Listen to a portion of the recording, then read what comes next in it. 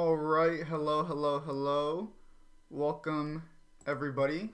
Just gonna do a very quick introduction, and then we'll jump right in. Today, we're gonna be going over Django, the web framework for perfectionists with deadlines. It's a great framework, super easy, great quick start guide. Um, you know, when you're building websites, there's the front end and the back end, and front end is right here client side, the web browser, and the back end is like the server that's managing the requests. That you type in a URL at the top, slash something slash documentation or slash download or something, you know, and that URL gets sent to a server somewhere, and it handles that URL and whatever information it has that's inside of your browser, manipulates that, and then it sends you information back or a web page back. So today we're going to do a very, very simple and quick tutorial. It's pretty much just a quick start on just how to serve simple HTML pages. That's really all we're going to be going over today. When we receive a request from the browser, how we route that URL, how we direct it, and then once it's directed, how we can take some information from that URL, or we can also just take the URL and say, oh, it wants this specific page, send back that specific page. So that's what we're going to go ahead and do today. Okay, so you can go to djangoproject.com to find out more about Django, and you go to documentation. They have quick start guides, very nice documentation. You actually shouldn't even have to be looking at this tutorial. Like if you just want to do quick start, just go through the documentation. But let's go ahead and jump right in. So you're going to want to have a directory or some type of folder that you're going to be doing your development in. And the reason for that is because you're later hopefully going to port it over to a server somewhere, and you're going to want everything to be isolated.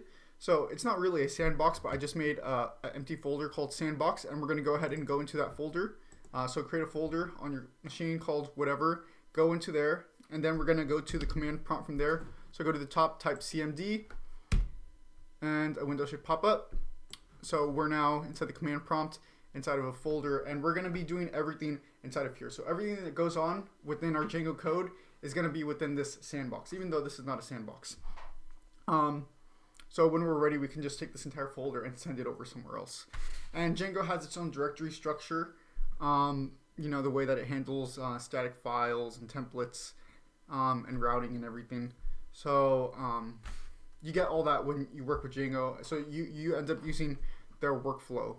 So we're going to create a virtual environment, and that's so whatever we install on this computer, when we move it over to a server, we can also have access to the same packages and whatnot on the server when it's run. So assuming you have Python and pip installed on your computer, we're going to do a quick install to make sure we can have our virtual environments. So we're going to do pip install -- user virtual env. Okay, I have it installed.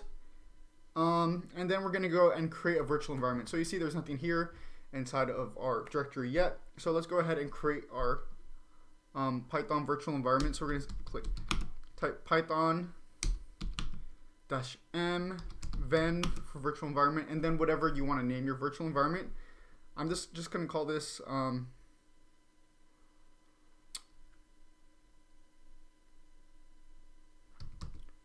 server env, because this is going to be the environment that we're going to use on our server in the future. Okay, server env, and you'll see it creates a virtual environment for us. Let's go ahead and look at this virtual environment very quickly to see what's in there. So we have a couple folders in here, and there's a scripts, and there's an activate right here. So this is what's going to activate our virtual environment. So usually whenever we install something on our computer, it goes all the way through the path directory to the root, and then it gets installed there. However, inside of the virtual environment, you can just think about this as our server environment as our root. So you could have actually called this root. So if you, instead of typing Python -m venv server env, you could type root or something, or root environment or something of that nature, because just consider this our root. Okay, so so let's go ahead and activate our virtual environment so we can turn this folder into our root for Django, for Django use. Okay, and the way that we do that is we're just going to type the name of our environment. Right here is server env slash scripts slash activate. And you see right here on the left hand side, there's like no virtual environment or anything. So you see right here, our server environment has now been is now active. So we just typed in the path, which is server environment scripts and activate, and you can go in there and like click here and click here and click on activate to run it. But there's no need for that. You can just type that in, or you could click it, whatever you like. And to deactivate, we just type deactivate, and yeah, you depending on whether you're installing something or what you're doing at a current point in time, you may or may not want to have it activated. Right now, we're going to have it activated for the whole duration. So now we have to install Django. So this is now our root structure since we're, whatever. So we have to install Django in our new machine, which is just this environment. And it's not really a sandbox. So we're going to do pip install Django. It's going to get installed. So any Django that I have installed on this computer, it's going to be ignored if this virtual environment is active, because it's only going to go to this step, which is our server environment. So now that we've installed Django, let's go ahead and create a Django project. Okay. So like I said earlier, this is just going to be to serve some files, to serve some web pages, to do some backend stuff, and we actually have to have Django create the entire file system for us for what the backend is going to look like. So we're just going to type in Django admin start project and then the name of our project. And I'm just going to call this my portfolio, or I'm going to call it landing homepage. I'm just going to call it homepage, okay? Or no, I'm gonna call it portfolio. Okay. What we call it doesn't really matter. As you can see, I went through a bunch of names, and I'm actually gonna delete that. I forgot one thing. So what it's gonna do is it's gonna create an outside directory, and then it's gonna create this on the inside. We can take this and put it on the outside. And whoops, don't do that. Do not. Let's see. Yeah, it replaced it. You could do that, or I'm actually gonna, let's just go with that for now. So we have our portfolio and we have our manage.py. So these are things that get created when we call start project. So everything is essentially here within our portfolio. So we now have a server that does nothing. So we need to make sure that it runs properly. So let's go back, and we have a virtual environment. So let's go ahead and run server. So manage.py is like a utility that if you call it with certain arguments or certain functions, it will do certain things for you. So what we wanted to do is spin up like a mini server just for development purposes. So we're gonna ask manage.py to spin up a server. So we're gonna say Python, because it's py file, manage.py, which is the file name, run server. So this is just something inside of manage.py that it can do for us. Okay. And you see, whenever we do that the first time, it creates a mini database for us, which is just for development purposes. So you see, as soon as it did that, it created a SQLite 3 database.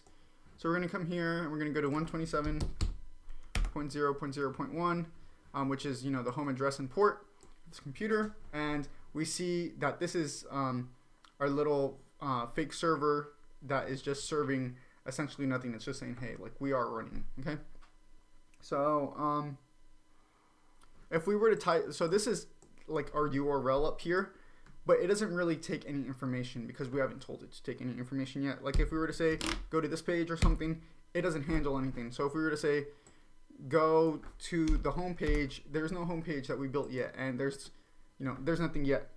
So we need to go ahead and we need to define some URL paths. So if we were to type a URL path with with slash home, it will take us to a specific home page or something of that nature. Or slash whatever slash some value, whatever. It will be able to do something with this information and work with that information. So we need to go ahead and define some URLs. Oops. Hitting a bunch of things. Oops. All right. There we go. Okay, let's go ahead and now work with our URLs. So here's what was created in our sandbox. I just opened it in a code editor. So we have our portfolio, and within that portfolio, so this folder that was created with start project, this is the project settings for the entire website. Where is it? So the only important thing right here for now is settings and URLs. Okay. So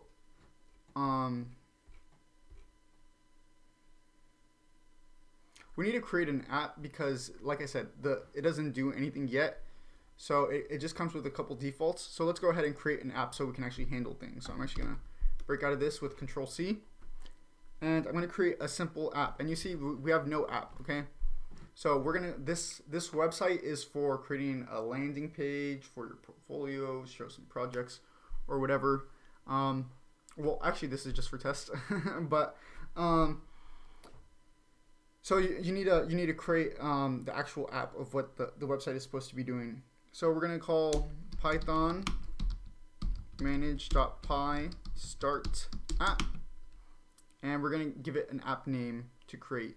So we're just going to say landing page.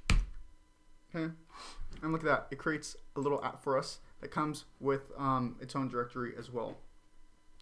So now that we've created a landing page app, we need our project to know that there's a folder next to it that it needs to handle things from. So whatever we named our app, we named it landing page.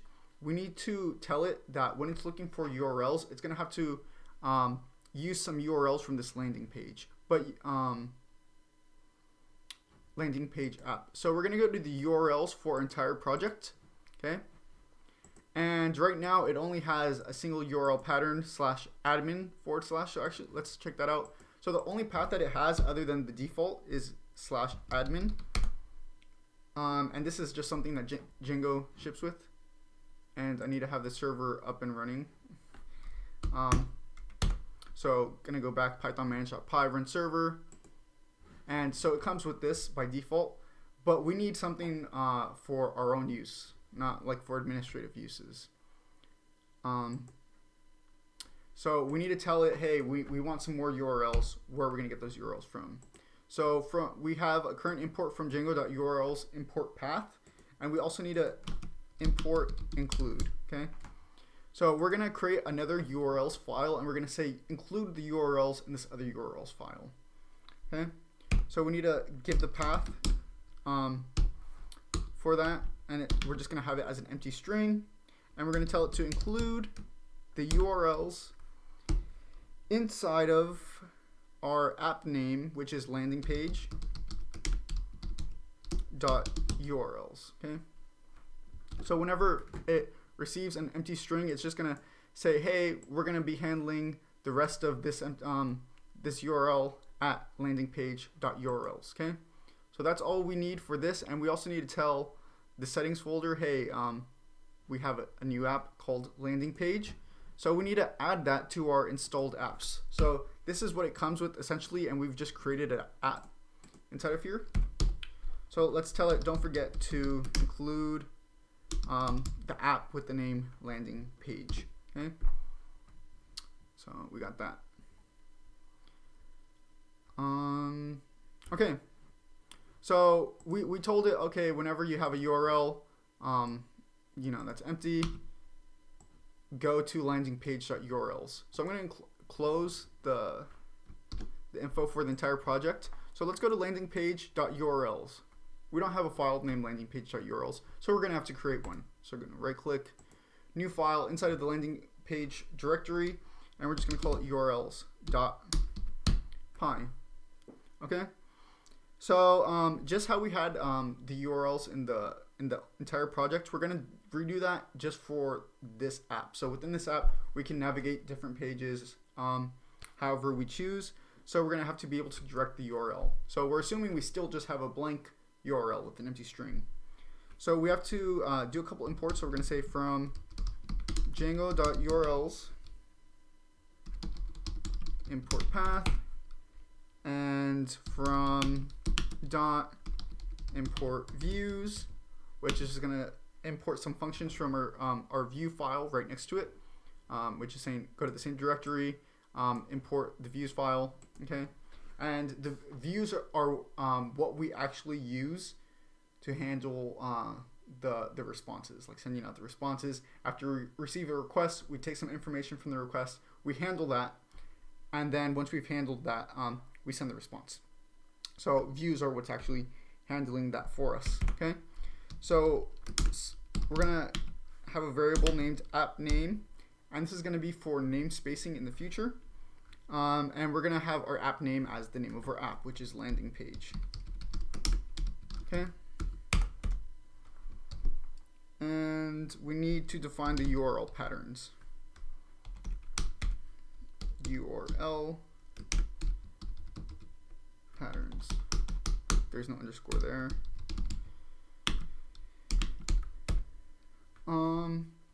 So we need to give it a path. So if there's an empty string for our URL, so there's no like slash something, it's just an empty string, it's just slash, it ends. We're gonna say, hey, we want the view function. So assuming that we type in nothing at the end of our URL, we just want that to take us to our home page. Like if you go to facebook.com/nothing, like there's nothing after the slash, you just want to go to Facebook home, or YouTube home, or wherever you're going. So it's going to be an empty string. So what's the function that's going to handle that for us? We're going to say views.home. So we're going to create a function in just a moment to handle the empty path and to return a specific page if we request the page given the URL with an empty path. Okay. And we're gonna, because of things like name spacing and what we're gonna be doing using templates, we're gonna just by default give it a name, just so this URL pattern can be referenced in the future, just given a name. So we're gonna call it home. Okay. So we're gonna go ahead and save that. So now we know if we have an empty path, we're gonna have this function handle things. So let's go and create this function, so we're going to move over to views.py right now inside of our landing page app. Okay, so there's nothing here, but this is inside of our views. That's where we handle taking the request, possibly working with some information, doing some things on our backend, and then finally sending a response. Okay.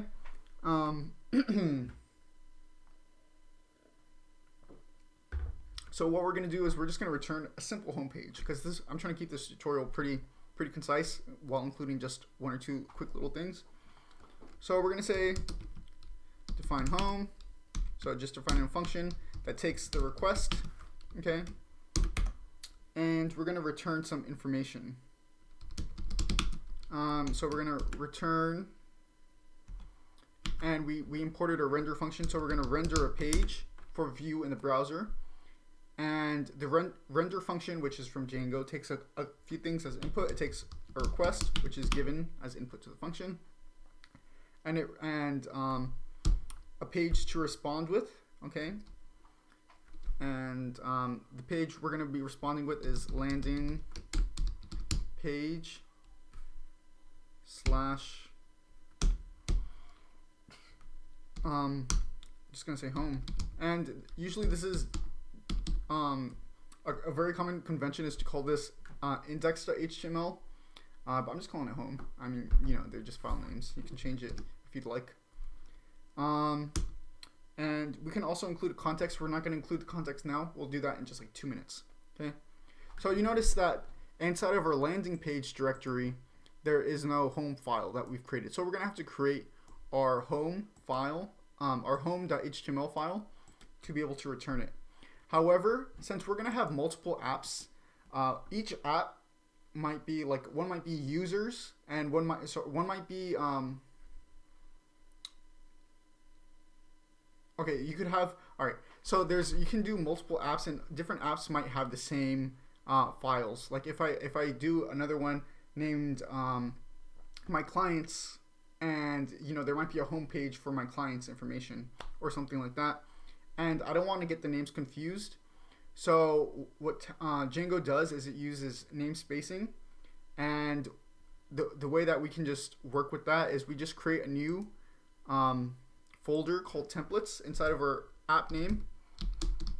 Okay. And then within templates, we create another file the same name of our app, which is landing page. So we're going to create a new folder, which is going to be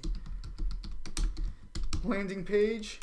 So now it's not going to look for landing page in landing page slash home. It's going to look in landing page, then it's going to look in templates, then it's going to look in landing page again, and then it's going to go home.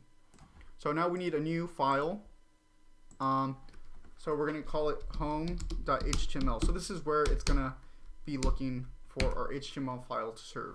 So the view function, it's going to return a rendered version of this home.html file, which is inside of landing page, inside of templates, inside of landing page again, and finally the name of the file. Okay.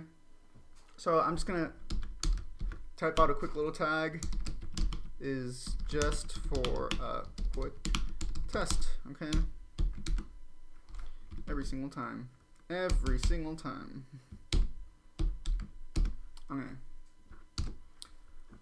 So what's our URL that we're looking for? So whenever we have an empty URL, this new homepage is going to get returned. Okay. So let's go and send an empty URL and see what we get.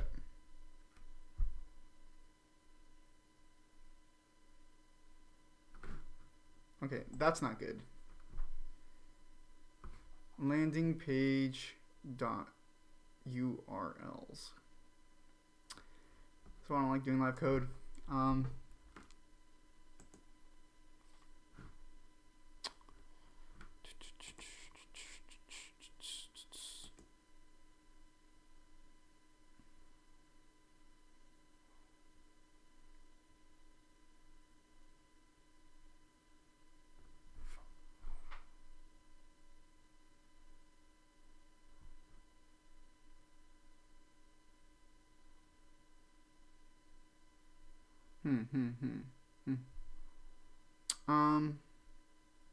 Yeah, don't know what to do at this point. It's confusing. Let's see, module server. Oh, when we added the new app, we need a restarter server. I think that might be it. Okay, fingers crossed. Okay.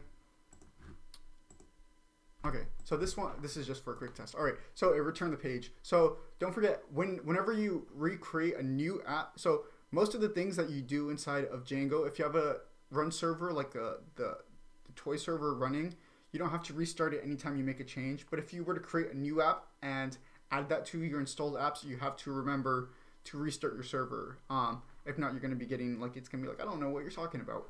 Anyways, so now we've returned a page successfully, and let's just talk about context, which is the last argument inside of. So sorry for that delay. Inside of our view, okay. So the render function also takes as an argument context, and you can call that whatever, obviously. And what this just takes is a dictionary, and with key values, and whatever. So inside of a specific template, you can access the specific values by their keys. So if I were to type in message to user, and this is just an arbitrary name, message to user, I'm just going to give it a string and say thanks for following along. Okay, so our key for and this could be we could have as many key value pairs as we want and refer to them inside of our template if we'd like. Okay, but inside of here, we're just going to use double curly braces to access context. Okay, and So we're just going to say message to user. So this is the name of the key that we had. And I'm going to put this inside of an h1 tag, just arbitrary tag, so we can see it.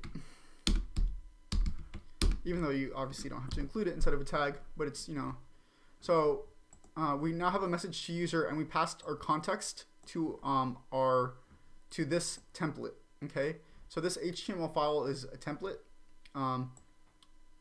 for Django use. So we have context with a key value pair, and we pass context to the template, and the template is saying, all right, if we have double curly braces and we refer to a specific key, it will print out the value for that key, or render the value for that key. So I'm going to go ahead and hit run. Okay, thanks for following along. Perfect. Okay, so we're going to go ahead and do one more page, and I'm going to show you how to do links, and we're going to be done. So hopefully it's not taking too long. 25 minutes. All right, so we're almost done. Almost done. Okay, so we're going to do one more URL. Okay, and this time we're going to have it, we're going to take some information from the URL. Okay, and we're going to say display. Okay, so whenever we have our URL ending with display and then some value like display, and then we're going to display some number or something like that. This is arbitrary. This is just for examples. So like let's say we have display 7, okay, or display that number, okay, and that has we need a way to access whatever value is between those two slashes. Okay, so if we know that we're going to be receiving a number, we can just say, all right, we're going to store that value that's in between those slashes in an int, and the name of that integer that we're holding that value, we need to give it some type of name. So we're just going to say user value. Okay, so this is just a let's say URL value, because no guarantee that the user is going to give it, but it will be in the URL. So this is the value that we're going to pull out over URL. It's going to be called URL value, and it's going to be of type int. Okay, and it's going to be, so if we have display slash some value, that value is going to be stored in URL value. And we're just going to have this as display for the shortcut, and we're going to have name as display. Display. I want to play. Anyways, so we're going to go ahead and create another view to go ahead and handle this new page for this new URL we're going to be handling. Okay, so we're going to change the name. It's the same convention. A function that takes a request, and since we have the value inside of URLs as URL value, our function also takes URL value, because it's going to take that value from the URL and it's going to pass it to the display function. Okay, and we said it was called URL value, so I'm just gonna, you don't have to use, I'm gonna say value from URL, and this is just I'm just changing it around to to show you guys you don't have to keep the same names. URL value. Okay, so our context is now the key is the value from our URL, and URL value is what gets passed to it. So inside of context, we should be able to access value from our URL. Okay, so we need another page, so I'm going to just call this display.html. Okay, so I'm going to just go ahead and duplicate this page and call it display. Okay, so it's called value from URL, so we're just going to go ahead and print value from URL.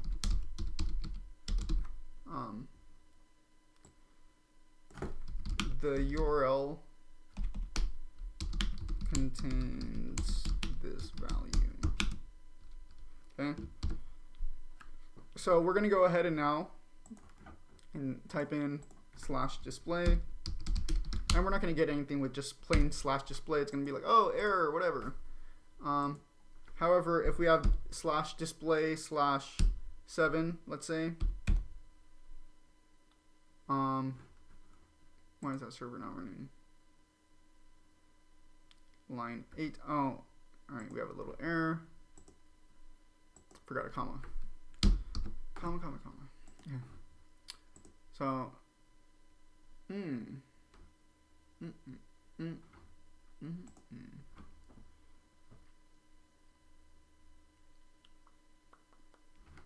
What's the error saying? So the error is saying display.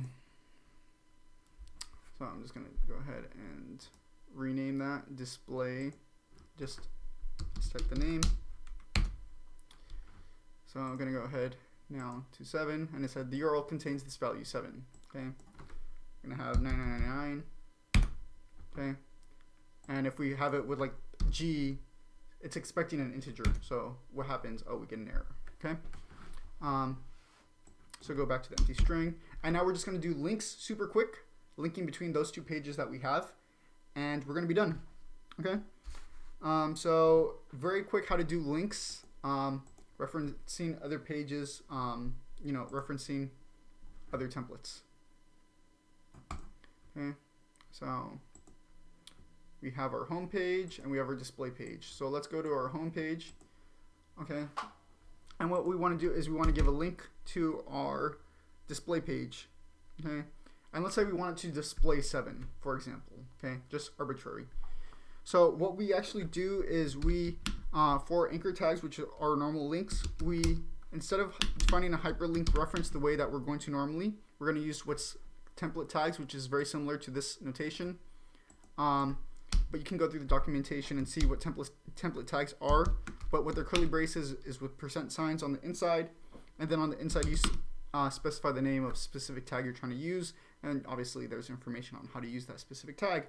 This is how to use a URL tag to route URLs between different pages within the site. Okay. So this is where the namespacing comes in. So when we defined our apps, we gave each view a name. Each URL a name, and we defined an app name, which is the name of our app. So we're going to need to define landing page, and then the name of that we gave to each URL pattern. So we have home.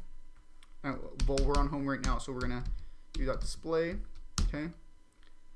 And display takes some value because so this is gonna be the URL / display, and we need some value now because it has some value. So you can just type in any arbitrary value right here, and that's how you would actually define your hyperlink.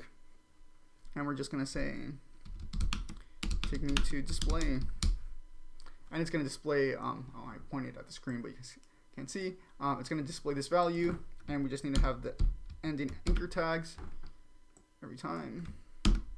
Okay. So we're gonna go ahead and refresh. So now it adds a link that says take me to display, and it's displaying this value. The URL contains this value. And now that we're on this page, we want to go back home, but there's no button to take us back home. So let's go ahead and now define an anchor tag to take us back home, and that's the end of the tutorial. Okay. So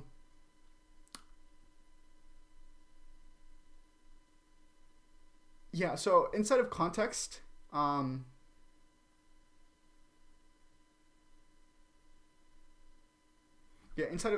could have like kept some values, and like let's say inside of the context that we passed to it, like one of the key value pairs was user ID. We could have this be user ID or something, and it will take us for that specific user. I just typed in an arbitrary value right now. Okay. Now let's go ahead and link back to our home page. So I'm actually going to copy that link, paste that down, our anchor tag, hyperlink reference, and it takes, so within the template tag, it takes a URL because we want to define a URL, and we need to do namespacing, which is the app name, which you'll see here. So let me actually pull that up. So app name, and then colon the name of the specific URL pattern we want it to have. So, and we want this to take us back home. Okay. And since the home page just is an empty string, we don't add any extra information. And we're going to say home. Okay? And that should be the end of this tutorial. So let's go ahead and hit refresh. And look, oh, boom, it takes... What? Oh, whoops. And I forgot for this one that it still does need to hold on to some values. Okay? So let's go there. So take me to display. Oh, it's displaying 852. Take me back home. Oh, this is the home. Okay? And that's how you build a simple, very extremely simple landing page website with Django. I hope that was helpful.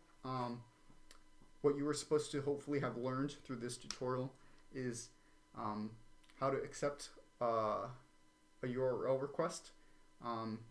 Take that from the project directory, pass it to the app, and have the app handle that URL, possibly take some information from that URL, handle that, process it